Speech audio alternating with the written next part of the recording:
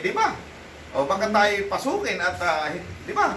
O, kaya sinasara natin ang pinto. Sa buhay natin, dapat may kailangan sirahan at may kailangan buksan. Amen? Yung sumpa, dapat sarado yan sa buhay natin.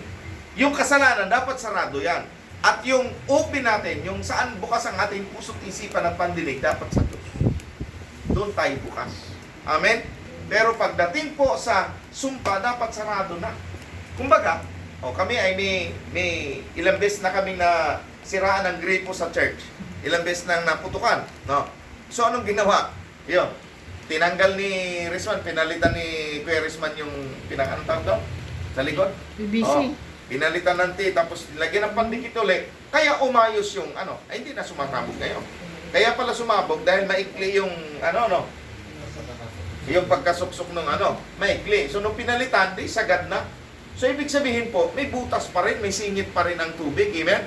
Bumibigay siya. Kaya sa buhay natin, dapat nakapix talaga.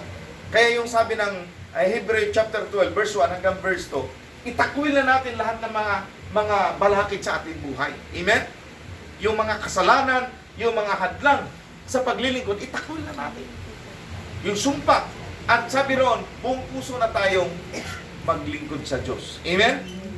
I-focus, look unto Jesus. I-focus na natin ang ating paningin sa Diyos na pinanggagalingan ng ating pananampalataya.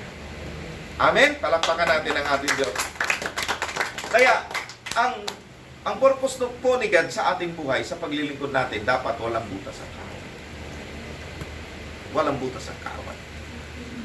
Kasi pag walang butas ang kaaway, nagtatrabaho ka, na-enjoy mo yung sweldo mo. Amen? Oo, na-enjoy mo.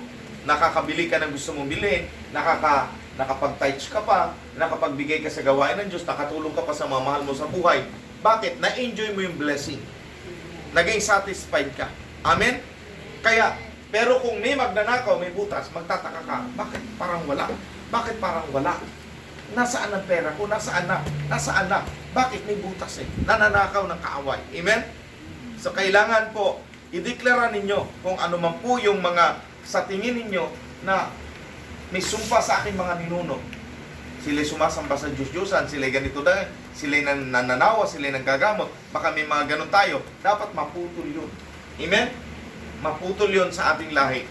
At sa gayon, walang butas ang kaaway sa buhay natin. Kasi, kung biktima tayo hanggang ngayon, alam naman natin, lahat tayo biktima, pinalaya lang tayo ng Panginoon Kristo. Kung hindi maputol sa buhay natin yan, mangyayari din po yan sa ating mga anak. Amen po ba? Payag ba kayo?